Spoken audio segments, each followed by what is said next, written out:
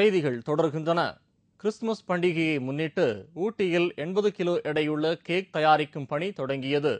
உலகம் முழுவதும் வரும் டிசம்பர் 25ஆம் தேதி கிறிஸ்துமஸ் பண்டிகையை முன்னிட்டு ஊட்டியில் உள்ள ஜம்பர்க் தனியார் ஹோட்டலில் 80 கிலோ எடையுள்ள பிளம் கேக் தயாரிக்கும் பணி தொடங்கியது.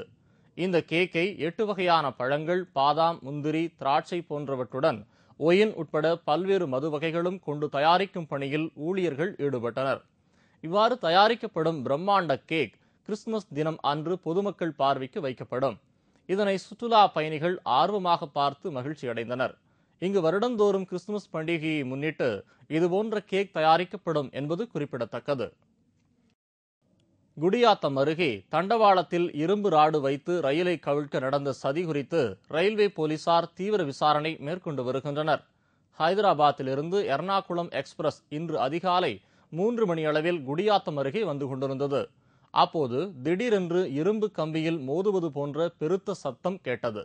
உடனே எர்ணாகுளம் எக்ஸ்பிரஸ் ரயில் நிறுத்தப்பட்டது. பின்னர் ஜோலார்பேட்டை ரயில்வே அதிகாரிகளுக்கு தகவல் கொடுக்கப்படவே சம்பவ இடத்திற்கு விரைந்து வந்த ரயில்வே பாதுகாப்பு படையினர் மற்றும் காவல்துறையினர் அந்த பகுதியில் 4 அடி இரும்பு ராடு மற்றும் ஸ்லிப்பர் ராடுகளை கைப்பற்றினர். இதுகுறித்து செய்தியாளரிடம் பேசிய ரயில்வே அதிகாரிகள், ரயிலை கவிழ்க்க இந்த 2 ராடுகள் வைக்கப்பட்டிருக்கலாம் என்றும், ஆனால் ரயில் சக்கரங்கள் ஏறியதில் அது நொறுங்கிவிட்டது என்றும், இதனால் நிகழவிருந்த பெரும் விபத்து தவிர்க்கப்பட்டதாகவும் கூறினார். இந்த சம்பவத்தை தொடர்ந்து சுமார் அரை மணி நேரம் அந்த பகுதியில் வழியே செல்லும் அனைத்து ரயில்களும் நிறுத்தப்பட்டன. இதுகுறித்து ரயில்வே போலீசார் வழக்கு பதிவு செய்து தீவிர விசாரணை நடத்தி வருகின்றனர். உளுந்தூர்பேட்டை அருகே உள்ள பரிக்கல் நரசிம்மர் கோவில் அர்ச்சகர் கடத்தப்பட்ட சம்பவம் அங்கு பரபரப்பை ஏற்படுத்தியுள்ளது. விழுப்புரம் மாவட்டம் பரிக்கல் கிராமத்தில் பிரசித்தி பெற்ற நரசிங்க பெருமாள் கோவில் உள்ளது. முதலமைச்சர் செல்வி ஜெயலலிதா தனது தோழி சசிகலாவுடன் இந்த கோவிலுக்கு பரிகார பூஜைகளுக்காக வருவார் என்று கூறப்படுவதால் அண்மை காலமாக மிகவும் பிரபலமடைந்துள்ளது இந்த கோவில். இந்த கோவிலில் குருக்களாக பணியாற்றி வந்த ரமணி என்பவர் மீது பல்வேறு ஊழல் குற்றச்சாட்டுகள் கடந்த திமுக ஆட்சியில் எழுப்பப்பட்டதை தொடர்ந்து அவர் தற்காலிக பணி நீக்கம் செய்யப்பட்டிருந்தார். இது தொடர்பான வழக்கு சென்னை உயர்நீதிமன்றத்தில் நடைபெற்று வரும் நிலையில் ரமணிக்கு பதிலாக அவரது சகோதரர் கிருஷ்ணமூர்த்தி கோவில் பணியில் அமர்த்தப்பட்டதால் இருவருக்கும் இடையே முன்விரோதம் ஏற்பட்டது. தற்போது அதிமுக ஆட்சி நடைபெறுவதால் ரமணி மீண்டும் கோவிலில் பணியமர்த்தப்படும் சூழல் நிலவி வந்த நிலையில் தனது நண்பருடன் நேற்று இரவு இருசக்கர வாகனத்தில் வந்து கொண்டிருந்த அவரை மர்ம நபர்கள் சிலர் கடத்தி சென்றுள்ளனர். திருநாவலூர் போலீசார் வழக்கு பதிவு செய்து தீவிர விசாரணை மேற்கொண்டுள்ளனர்.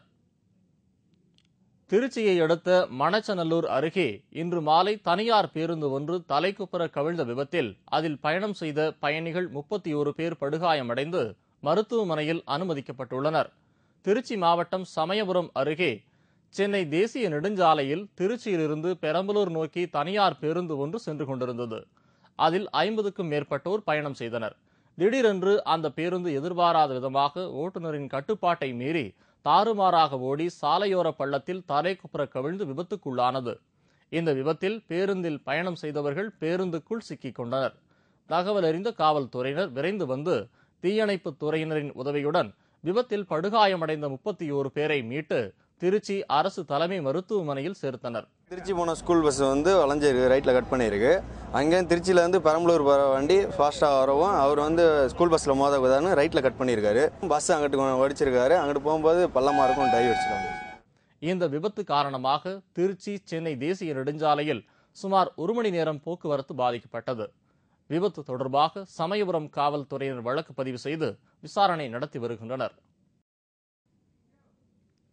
ராமநாதபுரம் மாவட்டம் முதுகுளத்தூர் அருகே போலி ஆவணம் தயாரித்து வீட்டை அபகரித்த வழக்கில் நில மோசடி செய்தது தொடர்பாக வீட்டில் குடியிருந்து வந்தவரை காவல்துறையினர் கைது செய்தனர்.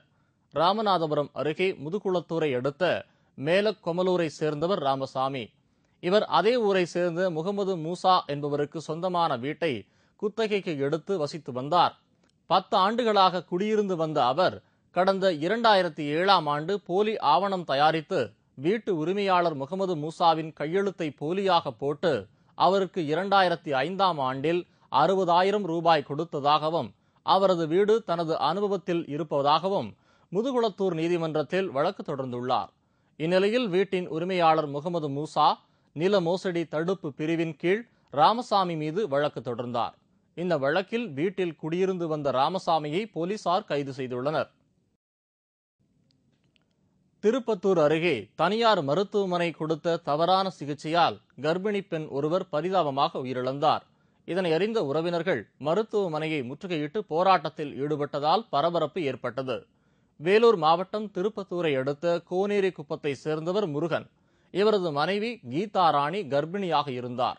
நேற்று நள்ளிரவு இவருக்கு பிரசவ வலி ஏற்பட்டதால் திருப்பத்தூரில் உள்ள தனியார் மருத்துவமனையில் அனுமதிக்கப்பட்டார். அவருக்கு சிகிச்சை கொடுத்த மருத்துவர்கள் குழந்தை இறந்துள்ளதாக கூறியதால் அறுவை சிகிச்சை செய்யும்படி உறவினர்கள் தெரிவித்துள்ளனர். ஆனால் ஊசி மூலம் சுகப்பிரசவம் ஆகிவிடும் என்று மருத்துவர்கள் கூறி ஊசி போட்டுள்ளனர்.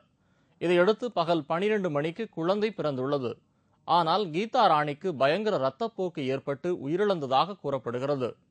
இதனால் ஆத்திரமடைந்த உறவினர்கள் தவறான சிகிச்சை கொடுத்ததாக கூறி மருத்துவமனையை முற்றுகையிட்டு போராட்டம் நடத்தினார்கள்.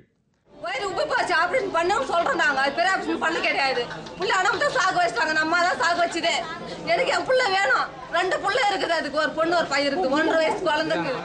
தகவல் அறிந்த காவல்துறையினர் சமாதானம் செய்ததை அடுத்து அவர்கள் கலைந்து சென்றனர்.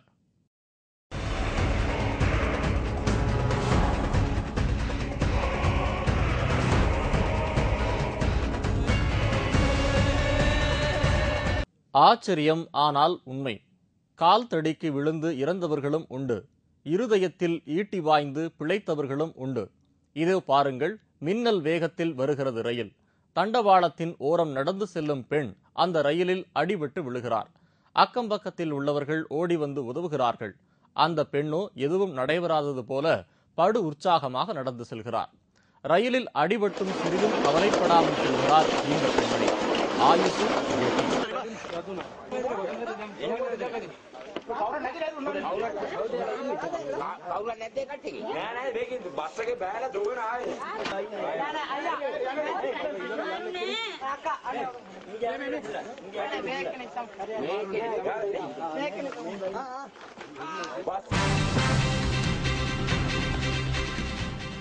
சுனாமியால் பாதிக்கப்பட்ட புகுஷிமா அணு உலையில் பத்திரிகையாளர்களுக்கு அனுமதி. விவரம் இடைவேளைக்கு பிறகு.